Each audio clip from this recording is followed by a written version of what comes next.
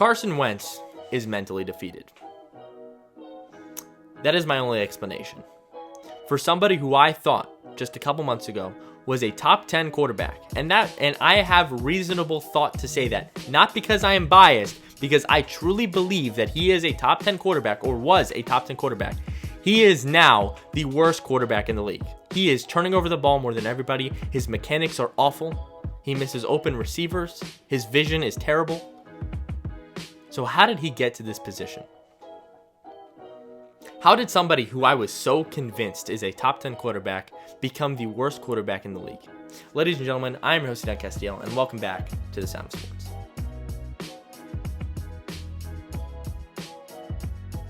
Let's start at 2017. Let's start at the obvious spot. I'm not going to spend too much time here. Everybody knows the story. 11-2. Carson Wentz goes 11-2, tears his ACL. At the time of tearing the ACL, he was the front runner for MVP. At the time, this is pre-Patrick Mahomes, he was the face of the league. He was the young future, and unfortunately, he tears his ACL. His morale gets immediately bashed, as he's going to miss out on being part of the number one seed and possibly Super Bowl favorites.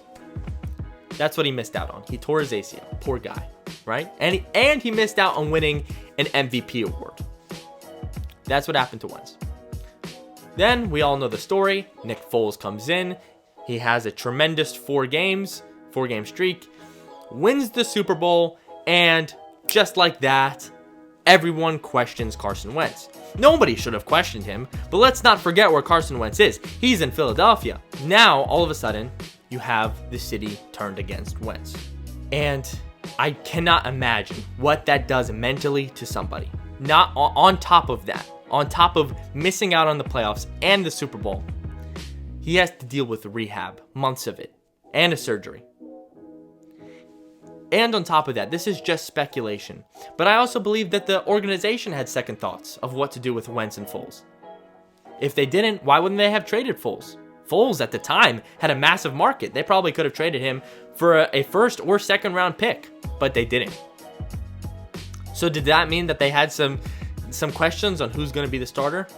That's just speculation, but I'm sure Carson Wentz has thought of it too. So, the next season, Carson Wentz misses the first 2 games as he is finishing up his rehab. Nick Foles goes 1-1, and the team is Wentz's again. But let's not forget where the city's mentality is. Carson Wentz has a bad half, has a bad game. All of a sudden, the city calls for Foles. So, Carson Wentz has a mediocre return, coming off of rehab. He had excuses. The defense wasn't as good as it was. So simply, the team just wasn't as good as it was the previous year. Carson Wentz leading the team to the playoffs, maybe a wild card round. He gets bashed in the back, and boom, he's shut down for the season again. I feel so bad for Carson Wentz at this moment, because in comes Nick Foles, the guy that everybody's rooting for.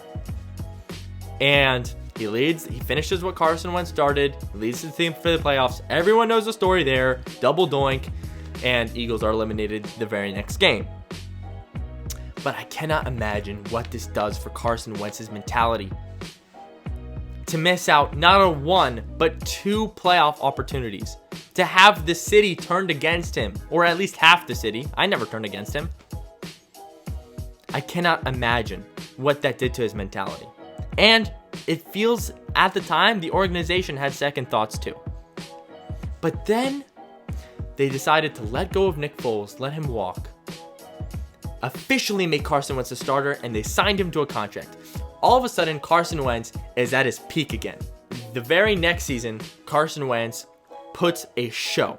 And in my opinion, last season, the 2019 NFL season, Carson Wentz had the most impressive season of his career, even more impressive than 2017. And I'll tell you why. Because Carson Wentz threw for 27 touchdowns and 7 interceptions with 4,000 yards with absolutely nobody. His offensive line was old and kind of in pieces. The defense was downright horrendous. And the wide receiver core was the first or second worst in the league.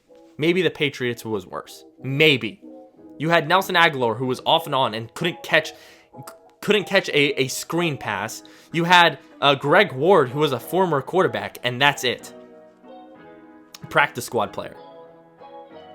But Carson Wentz came through. He played all 16 games, first time since his rookie year. He came through. He brought the team to a 9-7 record, excuse me. And just so you know, do you know who had the same exact stats as Carson Wentz? The guy who is regarded as the best quarterback in the league, who I believe is also the best quarterback in the league, but he also had 4,000 yards, 27 touchdowns, and 7 interceptions. That's Patrick Mahomes. But what did Patrick Mahomes have that Carson Wentz didn't? He had Travis Kelce, and he had Tyreek Hill, and a bucket load of other receivers. So a guy who is regarded as the best quarterback in the league with all these weapons put up the same numbers than Carson Wentz. And Carson Wentz finally made the playoffs. He did it, and he's healthy. He's good to go. At home, the 4th seed against Seattle. What happens? Carson Wentz. I can't even imagine the excitement that he's feeling. Carson Wentz, 4 plays in, is bashed on the backside of the head. And I don't want to hear, oh, this is because Carson Wentz is injury prone. No. Any quarterback in that situation, all 32 starting quarterbacks in that situation would have been taken out of the game for concussion protocol and would have been taken to the locker room. Every single one.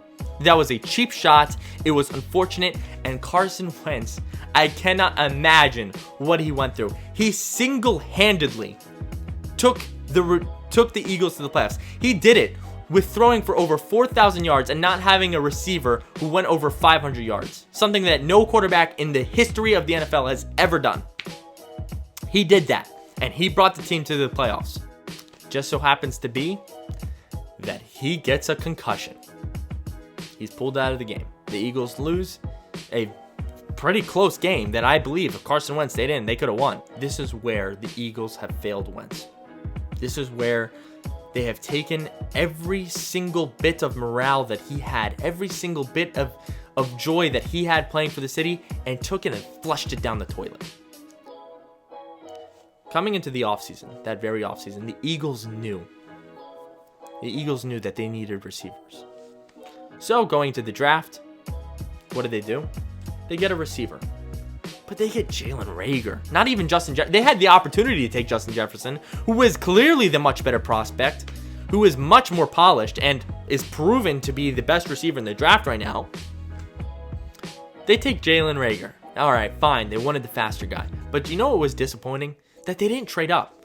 Why wouldn't they spend their second-round pick to get CeeDee Lamb, who at the time is the best prospect in the draft? Why wouldn't they do that? Oh, okay. They probably really want somebody in the second round. Okay, fine. We settled with the speedy guy. Maybe not so proven, but we settled with him. And then the second round comes. What do the Eagles do? They did exactly what put Carson Wentz in a bad position in the first place. They drafted a backup quarterback.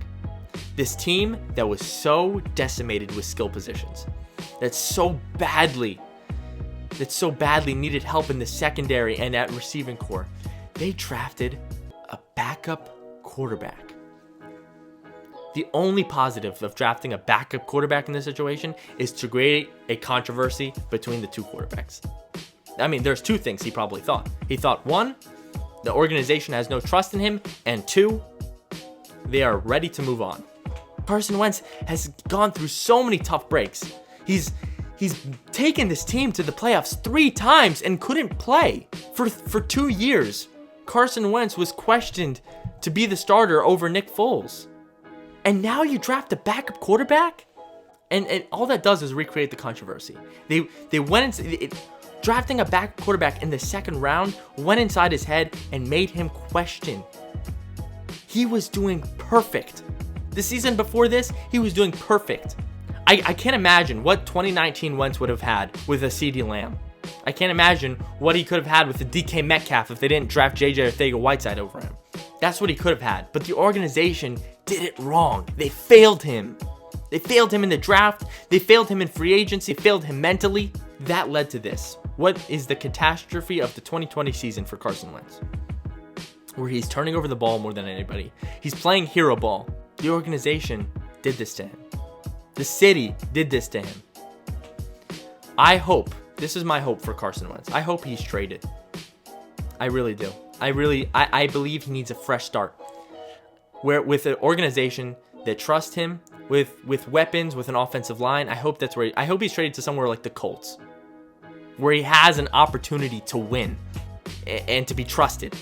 And I promise you, if he's traded to a team like the Colts, he's going to succeed and he's going to reclaim his spot in the top 10 quarterbacks. I guarantee it. But here he is, stuck in another controversy with an organization that doesn't trust him. I can't defend how bad he's been playing, but I can tell you why he's gotten here and why it's not his fault.